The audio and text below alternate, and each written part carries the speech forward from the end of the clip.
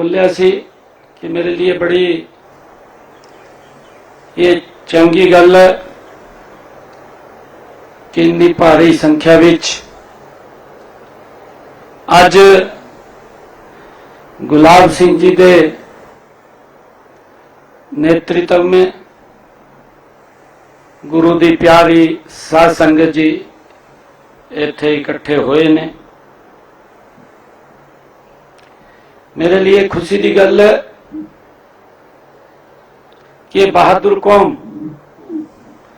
आज यहां पर बैठी है, जिसने धर्म की रक्षा के लिए सिर कटा दिए, लेकिन झुके नहीं है। मेरे लिए बड़ी आज सोहनी गल है कि आप दी जो कुर्बानियां उन्होंने हर भारतवासी याद करता है।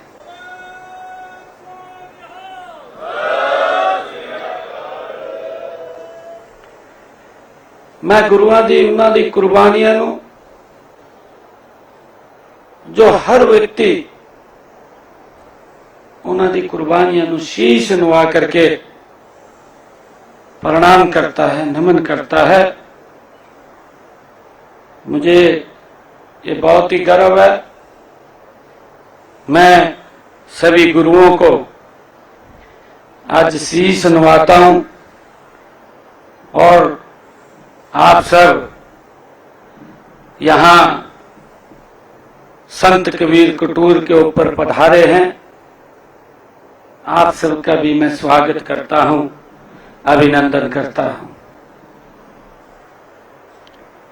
मित्रों, आपने महान गुरुओं के आदर्शों और सिद्धांतों पर चलते हुए जहां स्वतंत्रता आंदोलन में बढ़ चढ़ करके भाग लिया है, मुझे खुशी है कि वहीं आजादी के बाद भारत माता की रक्षा के लिए बड़ी कुर्बानियां भी दी हैं। हम सब जानते हैं, प्रथम पातशाह श्री गुरु नानक देव जी से लेकर के दशम पातशाह गुरु गोविंद सिंह जी के सभी सिख गुरुओं ने हमेशा सेवा, समानता और साहस की शिक्षा दी है। हमारा गौरवशाली इतिहास है। हम सब जानते हैं कि हिंद की चादर गुरु तेग बहादुर जी ने धर्म की रक्षा के लिए अपना बलिदान दिया है। हम सब जानते हैं, सर्वंशदानी श्री गुरु गोविंद सिंह जी ने अपने चारों साहिबजादों को राष्ट्र और धर्म की रक्षा के लिए उन्होंने कुर्बान कर दिया। हम सबको उस इतिहास के बारे में पता है। हमारा ये गौरवशाली इतिहास है जिससे प्रेरणा मिलती है। यह गुरुओं की वो महान परंपरा है कि जिसने हर दौर में भारत को बचाने के लिए कुर्बानियां दी हैं। प्यारी साध संगत जी, आपकी सेवा भावना भी विश्व विख्यात है, ये हम सब जानते हैं। जहां भी मानवता पर संकट आता है, आप वहां रक्षा, सेवा और वहां पर आगे हाथ बढ़ाने के लिए पहुंच जाते हैं। मुझे खुशी है कि देश के हमारे नागरिक जिस प्रकार से एक सैनिक को देख करके अपने आप को सुरक्षित महसूस करता है, उसी प्रकार से हमारे सिंह साहिबानों को देख करके व्यक्ति अपने आप को सुरक्षित महसूस करते हैं।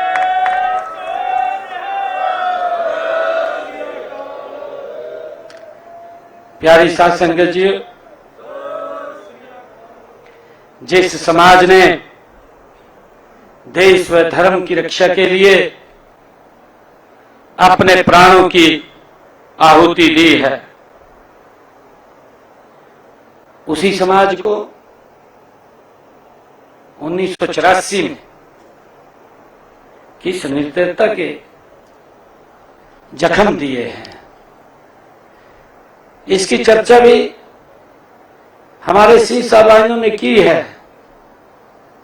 उसको कोई भूल नहीं सकता। उसकी अपनी अलग अलग लोग अपने अपने तरीके से उसकी बातें बताते हैं, क्योंकि उस समय ये सोशल मीडिया का जो आज जमाना है उस समय नहीं था। उस समय में यह भी नहीं था। आज तो हर व्यक्ति कहीं ना कहीं कैमरे में सोशल मीडिया के अंदर ही काम करता है, परंतु उस समय नहीं था। अगर उस समय के कुछ भी घटनाक्रम अगर वो कैद होते तो वो हमारे लिए एक ऐसा इतिहास वो बनते कि व्यक्ति के रोंगटे खड़े हो जाते हैं। वो क्या दौर था, क्या मंजर था। गुरु की प्यारी साध संगत जियो, वो काले दिन भारतीय लोकतंत्र मानवता के इतिहास पर एक कलंक के रूप में आज भी अंकित है। उसकी चर्चा करते हैं। अभी कहा भी है, हमारे भाई बोल रहे थे अभी इधर, कि जब उसको याद करते हैं, उस मंजर को याद करते हैं, आज भी व्यक्ति के रोंगटे खड़े हो जाते हैं। वो कैसा दौर था, और ये दौर एक समय में नहीं है, अलग अलग समय में आता गया। अपनी राजनीति की इच्छा पूर्ति के लिए सबसे पहले जो निर्णय लिया गया, देश आजादी की लड़ाई लड़ रहा था, हमारे रणबांकुरे उस आजादी की लड़ाई के लिए अपने आप को आहूत कर रहे थे। उन्होंने कुर्बानियां दी। वो कुर्बानियां उन्होंने इसलिए नहीं दी कि हमने इस आजादी का आनंद लेना है। उन रणबांकुरों की ये इच्छा थी कि हम तो ये दर्द सह रहे हैं, हम तो ये प्रताड़ना सह रहे हैं, परंतु हमारे आने वाली पीढ़ियां वो सुरक्षित रहे, वो भी खुली हवा में सांस ले। और इस कारण उन क्रांतिकारी वीरों ने अपने आप को इस भारत भूमि के ऊपर कुर्बान किया है। उन अंग्रेजों के प्रति मजबूत लड़ाई लड़ी है। ऐसा इतिहास रहा। परंतु अपनी राजनीतिक इच्छा पूर्ति के लिए एक ऐसे व्यक्ति को पकड़ करके लेकर के आते हैं। रेडक्लिफ नाम का एक व्यक्ति, जिसको हमारी संस्कृति के बारे में जानकारी नहीं, हमारे इतिहास के बारे में जानकारी नहीं, और जो व्यक्ति आज तक भारत के अंदर आकर के जिसने नहीं देखा हो, ऐसे व्यक्ति को पकड़ करके लेके आते हैं और एक लाइन मार देते हैं कि ये पाकिस्तान है, ये हिंदुस्तान है। एक लाइन लगने से, मित्रों हमारे यहां बुजुर्ग बैठे हैं, वो शायद उस समय में उनको पूरा विवरण याद होगा, उनकी आंखों के सामने कैद होगा, क्योंकि उस समय तो हमारी आंखें ही कैमरा थी, हमारे पास और कोई कैमरा नहीं था। और हमारे वो बुजुर्ग वो सब बातें बताते हैं, वो भी क्या मंजर था, क्या दौर था। लाखों लोगों की कुर्बानियां हो गई, लाखों लोग, बेटियों की अस्मत को किस प्रकार से लूट लिया गया, बच्ची सुरक्षित नहीं रही। मां बाप ने अपनी इज्जत बचाने के लिए बेटियों को बलि दे दिया। क्या इतिहास था? अपना घर छोड़ दिया, अपनी जमीन को छोड़ दिया, हम पराये हो गए। किस कारण से हुए? वो कौन लोग थे जिन्होंने इस मंजर के अंदर हमें धकेलने का काम किया है? हमें इसके ऊपर चर्चा भी करनी चाहिए, हमें विचार भी करना चाहिए कि वो लोग कौन हैं, उनकी इच्छाएं क्या थी, उन्होंने देश को ऐसे क्यों दो भागों में विभाजित कर दिया। सरदार कुलवीर सिंह शहीद भगत सिंह के भाई, शहीद भगत सिंह तो अंदर थे, उनको तो फांसी दे दी गई। उनके भाई ने बाहर मोर्चा संभाला हुआ था, परंतु जब उनको यह पता चला कि उनका गांव तो पाकिस्तान ही चला गया, जो आजादी की लड़ाई लड़ रहे थे, उसके मन के ऊपर क्या बीत रही होगी? जो व्यक्ति आजादी की लड़ाई लड़ रहा हो, जिसने आजादी के लिए फांसी के फंदे को चूम लिया हो, और उसको पता चले कि मेरा गांव पाकिस्तान में चला गया है, उसके ऊपर क्या बीतेगी? गुरु नानक देव जी जिन्होंने हमें शिक्षा दी है, जिनके मार्ग के ऊपर आज भी हम चल रहे हैं, जिस स्थान के ऊपर लंबे समय तक रह करके तपस्या की है, ननकाना साहिब, वो पाकिस्तान में चला जाता है। हमारे लाखों श्रद्धालु हर वर्ष जिनकी श्रद्धा होती थी, बॉर्डर के ऊपर खड़े होकर के शीश नवा करके वापिस आ जाते थे। हम सब जानते हैं, परंतु उसको किसने हमें ये करने के लिए मजबूर किया है?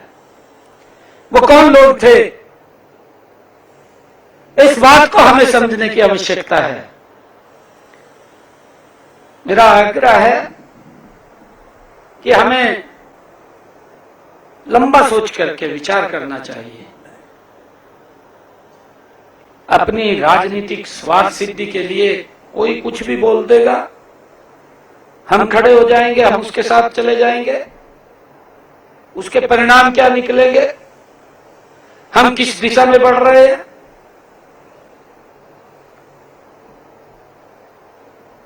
मुझे आज ये गर्व हो रहा है मित्रों। अभी हमारे भाई ये बैठे हैं कि बोल रहे थे, कुलवंत सिंह जी, कि आपकी आंखें भी वैसी लग रही हैं हमारे जैसी। कुलवंत जी, आपने अलग कैसे सोच लिया? ये रिश्ता अगर कोई है, ये हमारे नाखून और इस मांस का रिश्ता है।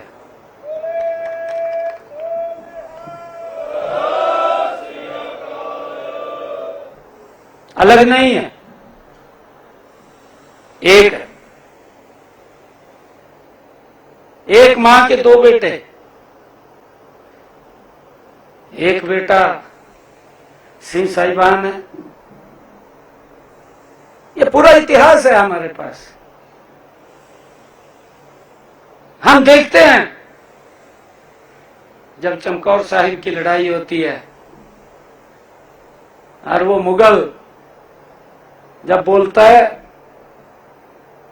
कि मुझे सरफियां चाहिए जमीन के ऊपर रख करके, मैं तब जगह दूंगा।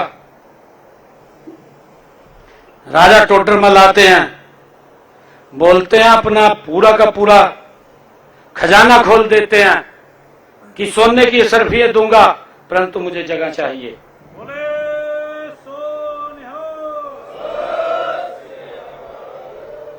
और फिर वो बोलता है कि मुझे सरफियां भी पड़ी हुई नहीं चाहिए, मुझे खड़ी हुई चाहिए।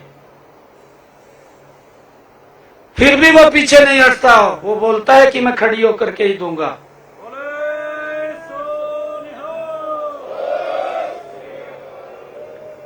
ये इतिहास है हमारा। हम सब जानते हैं उसको। मित्रों, ये इतना बड़ा जो दर्द मिला है वो आप सब उसको बखूबी जानते भी हैं।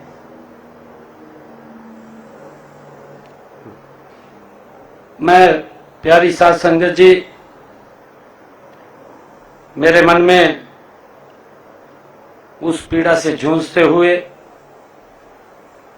अपने सिख भाइयों और बहनों के प्रति मैं कृतज्ञता, श्रद्धा और आत्मीयता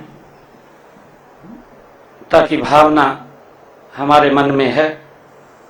और इसीलिए मेरे मन में यह बात काफी समय से थी कि आपके इन दुखों को बांटने के लिए हम कुछ करें।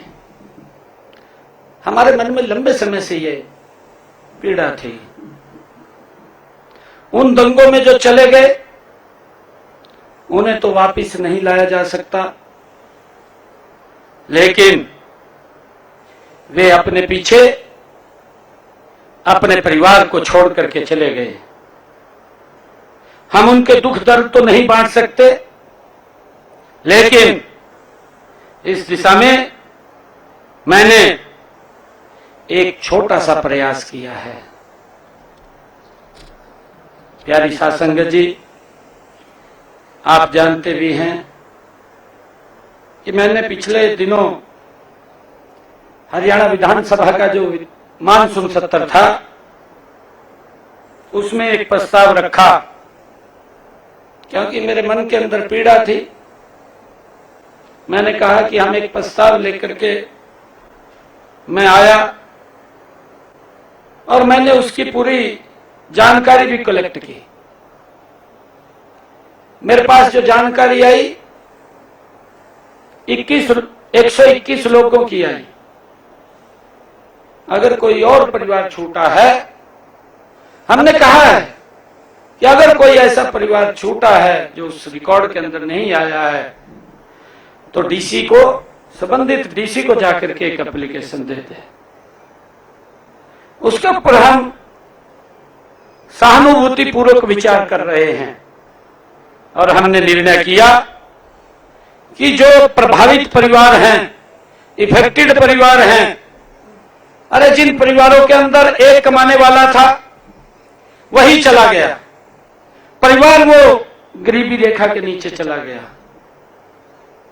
हमने कहा कि हम उन लोगों को वापस तो नहीं ला सकते, परंतु वो परिवार अपनी सहमति से एक परिवार का बच्चे का नाम किसी का भी वो दे, हम उसको हरियाणा सरकार में नौकरी देने का काम करेंगे। ये प्रस्ताव हम लेकर के आए।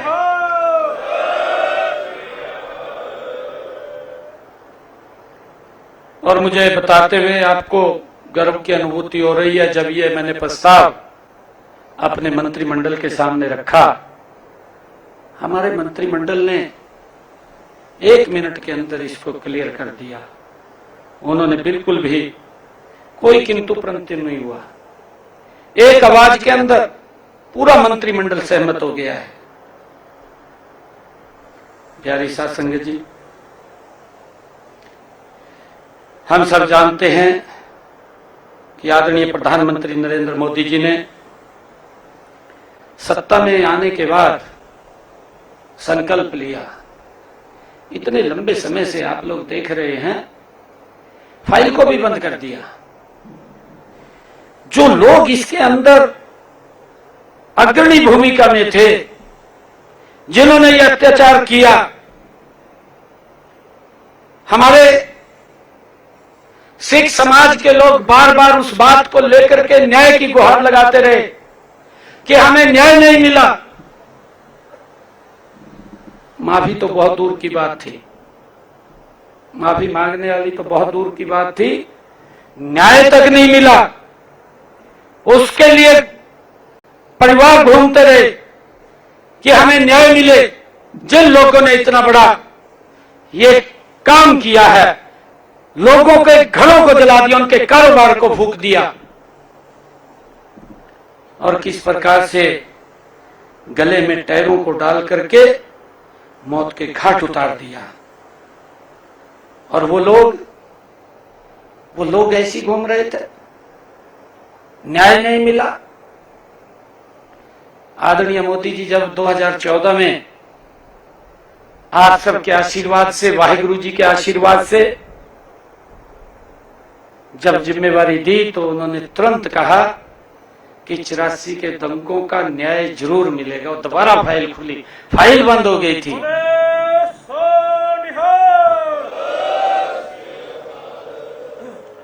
फाइल को बंद कर दिया था, डस्टबिन में डाल दी थी, कोई न्याय नहीं मिला था। परंतु मोदी जी ने आकर के उस फाइल को खोला और न्याय दिलाने का काम किया। वो व्यक्ति 8 सलाखों के पीछे है, आप सब जानते हैं।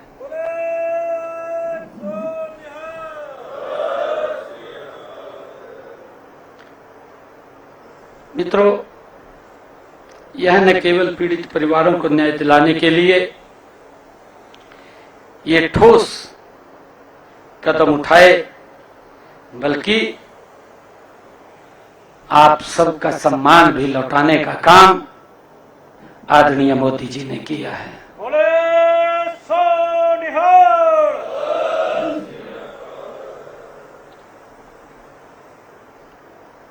दोषियों को सजा दिलाने की प्रक्रिया को तेज किया आने के तुरंत बाद, ताकि जल्दी न्याय मिले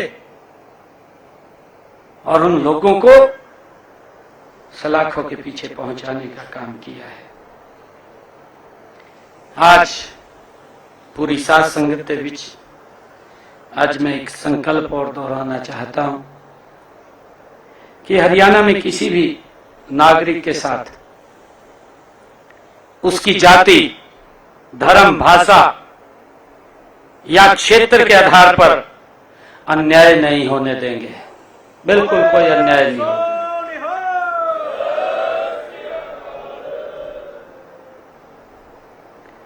प्यारी साध संगत जीओ, सिख समाज के प्रति हमारी सरकार का प्रेम केवल शब्दों में नहीं है।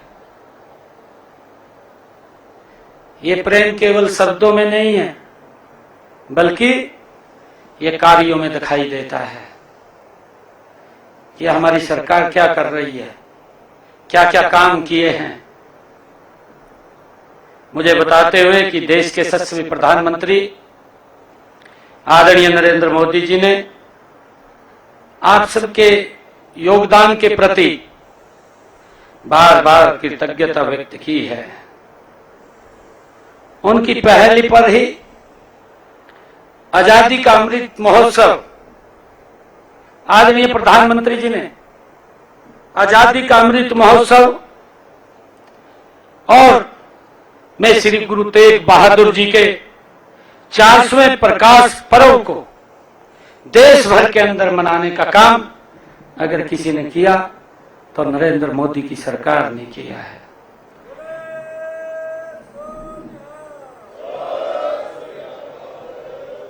मेरी खुशी का उस दिन ठिकाना नहीं रहा जब मुझे पता चला कि प्रधानमंत्री जी गुरु तेग बहादुर जी का 400वां प्रकाश पर्व लाल किला के ऊपर मना रहे हैं।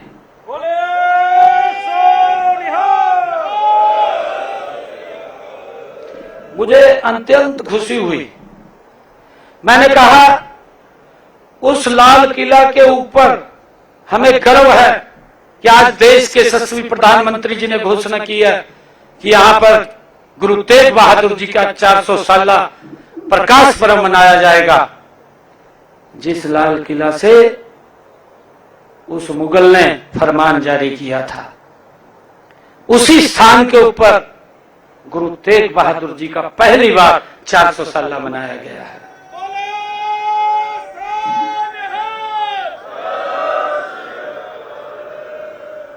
और मुझे यह भी खुशी है कि गुरु तेग बहादुर जी के 400वें प्रकाश पर्व पर आदरणीय मोदी जी ने उनकी स्मृति में डाक टिकट भी जारी की है और एक सिक्का भी जारी किया। डाक टिकट भी जारी की, सिक्का भी जारी किया है। प्यारी साध संगत जीओ, आदरणीय प्रधानमंत्री जी ने दशम पातशाह श्री गुरु गोविंद सिंह जी के साहिबजादों जोरावर सिंह जी, सरदार फतेह सिंह जी के शहीदी दिवस को हर वर्ष वीर बाल दिवस के रूप में मनाने का भी हमें गौरव प्रदान किया है।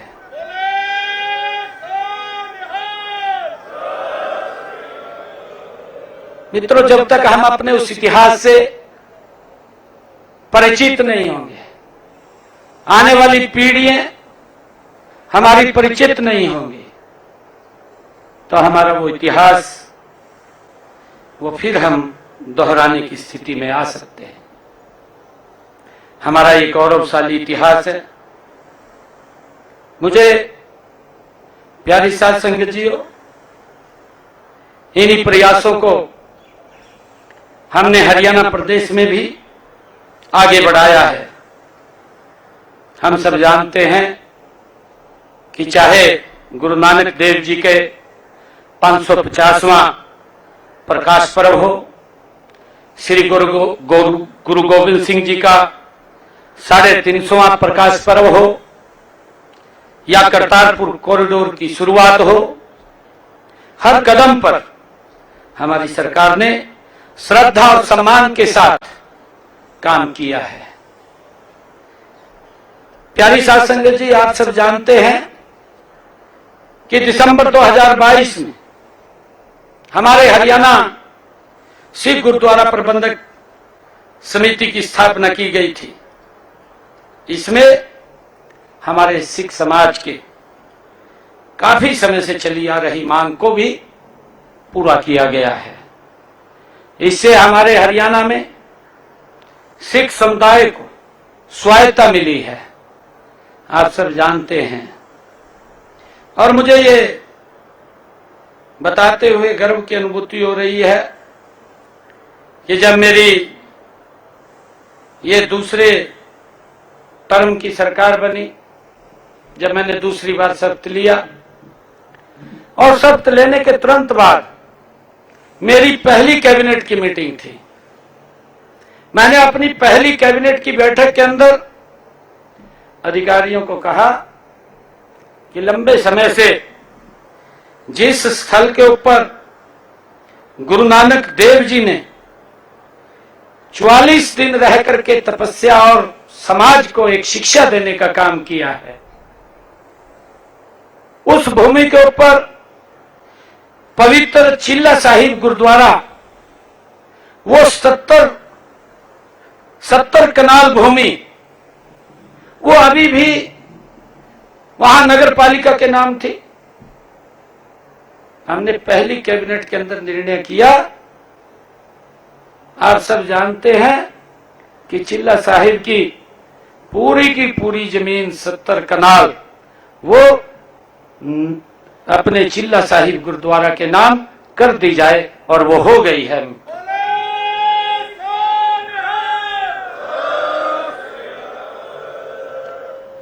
प्यारी साध संगत जीओ,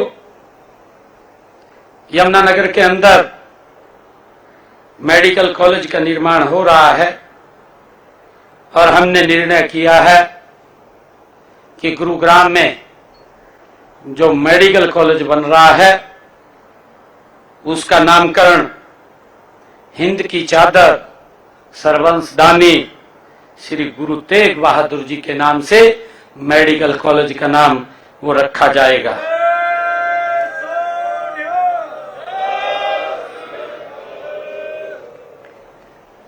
प्यारी साध संगत जीओ, असंध में भी हमने कॉलेज का नाम गुरु गोविंद सिंह जी के छोटे बेटे बाबा फतेह सिंह जी के नाम पर वो रखा है।